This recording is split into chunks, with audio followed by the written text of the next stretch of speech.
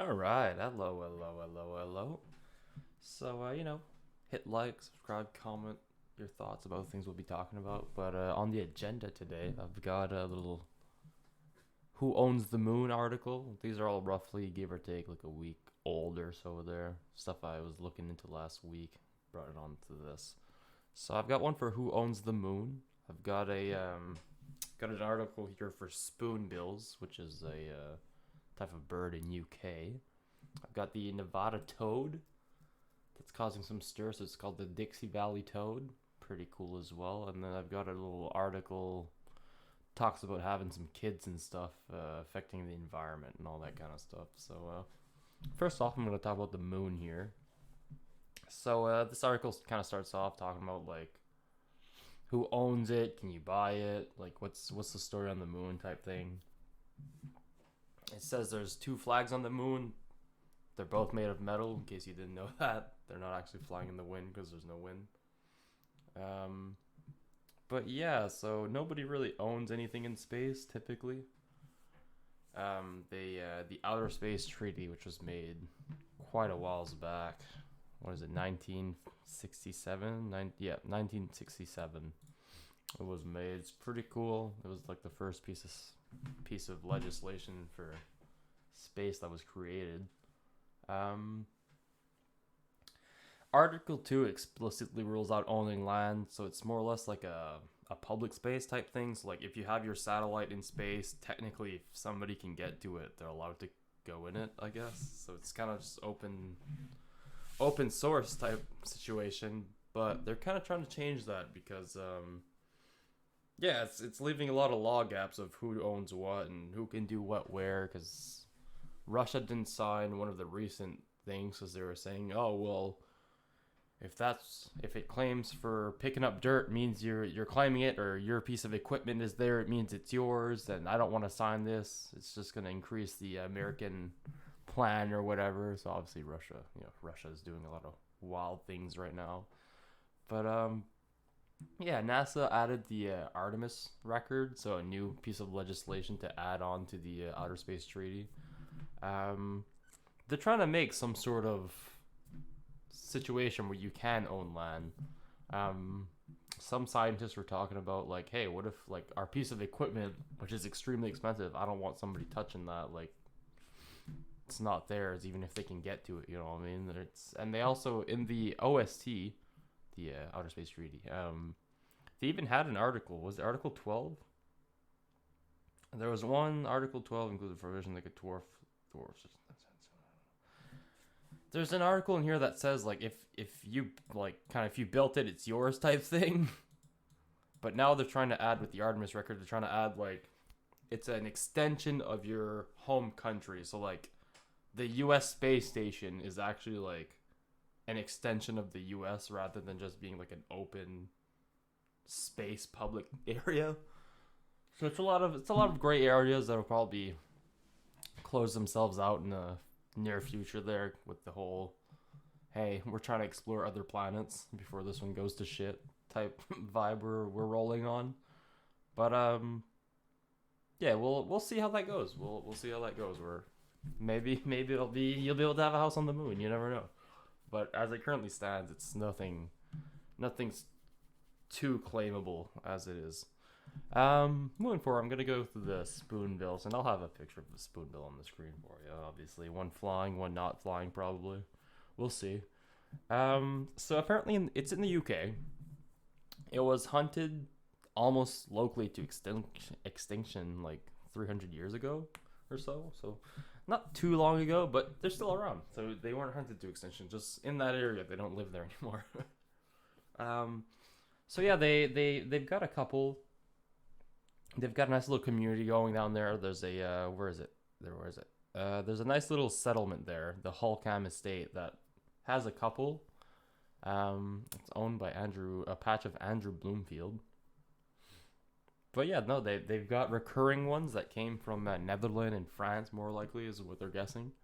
They've come back. They're trying to make them come back every year. They've been coming back for the last like 10 years. So this company or whatever, this group of people has been doing really good work. Um, They had a record of 77 youngs and 43 pairs of spoonbills, so that's also really good. Um, the landowners are improving their tree cover and woodland, so that's a pretty big one because that's where they live, that's where they're spending the year, that's where they're chilling most of the time. You know, that's where they're Netflix and chilling. They're doing good.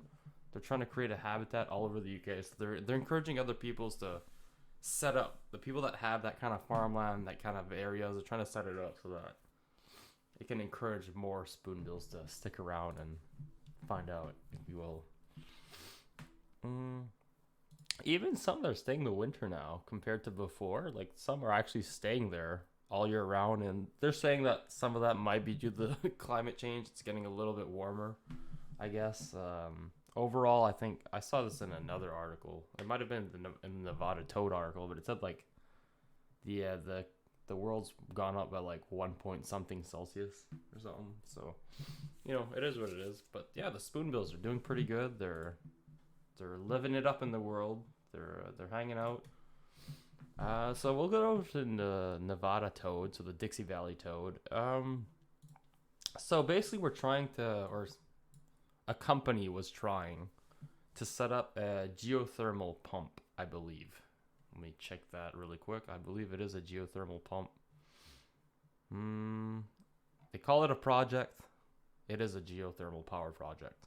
So this project, which is renewable energy, by the way, is being dwarfed by a little toad that only lives in that place. Like, that's the only place it lives in. So I get we're protecting like the last of its kind, but I love biodiversity. I'm all for it. I think it's cool as fuck that we can have multiple kinds of multiple animals. I think they're all fun to look at, different colors, different shapes, different everything. I think it's fucking cool. I think it's delightful to have. And I know there's other ways to make energy, so that's totally fine with me. But yeah, so this toad was considered more or less endangered. It had the emergency endangerment thing, so that doesn't happen very often where they say like, whoa, stop, it's endangered now. Like right now. It's just this quarter-sized toad, basically. It's really small. But I was looking at the risks that they put out in this article, and it talked about the water pumping was an issue, agriculture was an issue, climate change is an issue, disease, obviously. And then they also had predation from bullfrogs. So now what I'm seeing when I'm looking at all this is this thing dies super easily. This thing is at risk from every angle. Like this thing, I'm not giving this toad like another couple 100 years. This thing's gonna be extinct no matter what, unless we specifically protect it. Yeah, if bullfrogs eat it, disease, climate change. It even stated that like it's been living at the same place for XYZ how long. It didn't state that amount of time or whatever. It's like if it doesn't evolve at all or adapt to its environment whatsoever, it's just gonna go extinct. And that's kind of what's happening. It's not evolving in the slightest. It's just sticking to its guns, and it's just not moving. It's not evolving. It's not doing anything. So honestly, like, is it worth protecting? I think it still is. It's still a cute little toad, but I mean, you'll see the picture. It just looks like any other toad. Like, it doesn't... it's not that intense. But basically, so... they had two 60 megawatt creating machines or whatever they wanted to create. And now instead, because of this toad, they're making one 12 megawatt. So they're going to get 10% of the power because of this toad. And since we're kind of strapped down for like energy these days and all this whole fucking shebang with energy and gas and everything going to shit, I feel like 120 megawatts might be better than 12 for a little toad. And even to that, the company that was making it, they even said like, we already were taking our precautions with the whole toad thing. They said that the things they brought up to the court were all like, we had already considered all of them. They were all being like addressed. Like it wasn't, and they were using it as a, hey, they're doing this.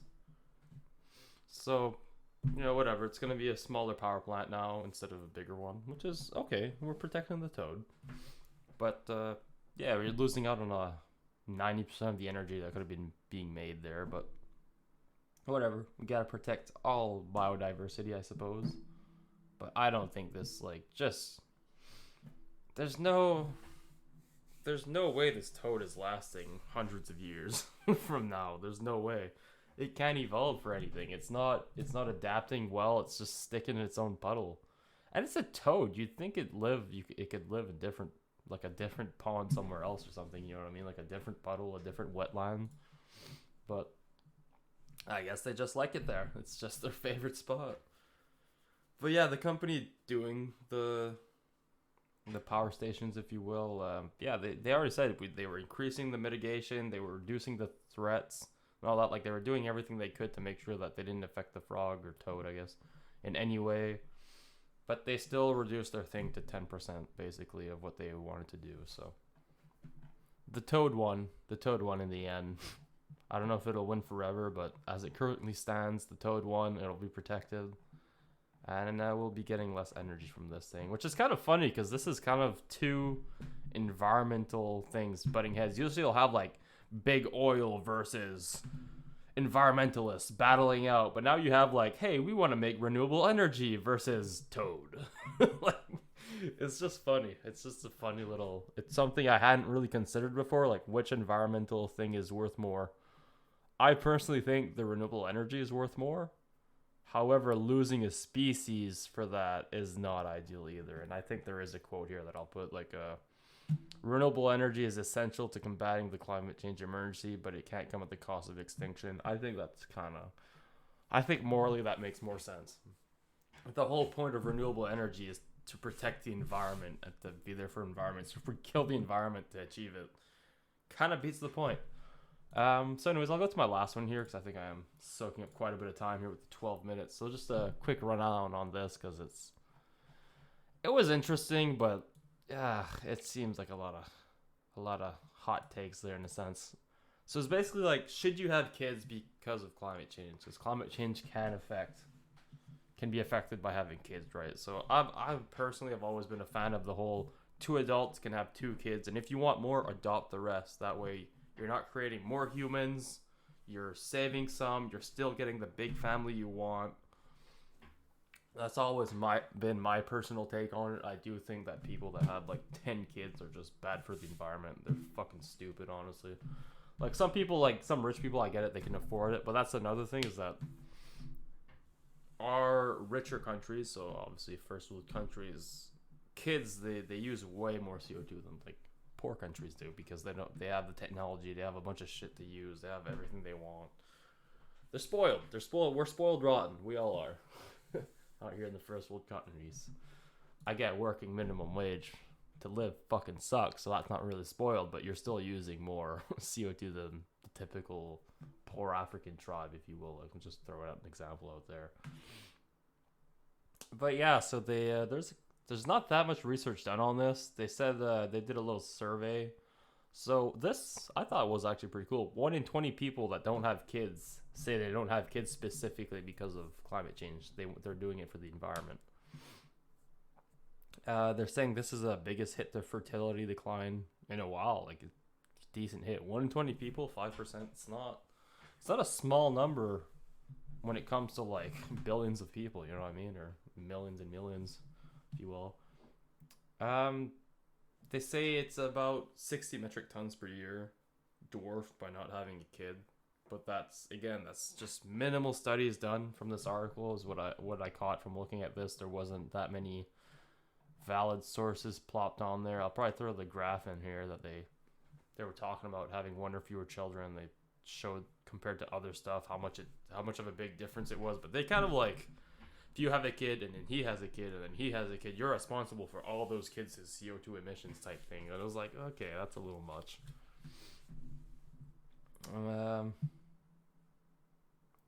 Carbon footprint, like that was another thing. Should you feel responsible for your kids' carbon footprint? I think if you have 12 kids, I think you should feel responsible about the fact you had 12 kids and that you really did not care about the environment whatsoever. But I think if you have 1 or 2, like you shouldn't care about what they specifically do carbon footprint wise.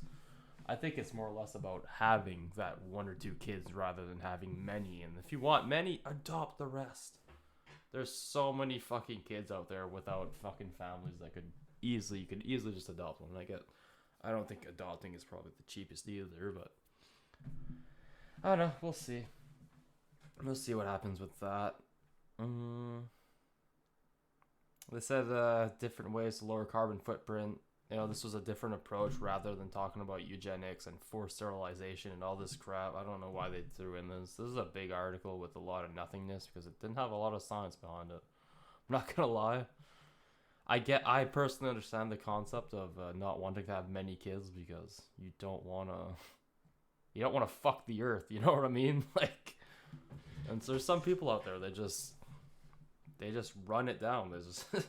They just get as many as they can, it seems, and it's stupid as fuck. But I said again, yeah, the stats were slimmed and biased is what I wrote down here. Like when I was coming to the end of the article, there was a part where it talked about house parties for disgusting future children's CO2 emissions. Like that to me sounds like middle to upper class of fully white women if I've ever heard one, and they're all drinking wine. Like, who the fuck has house parties discussing children's CO2 emissions? What the fuck is that? And who does it? Like, oh my god, it's a different kind of adulting that I will probably never do. But it's a different level, man. It's a different level. And anyways, I'm gonna cut it off now because I didn't really want to talk about this back anymore. It's more about the moon and the cool animals and whatnot. So you guys have a good one, and I'll catch you later.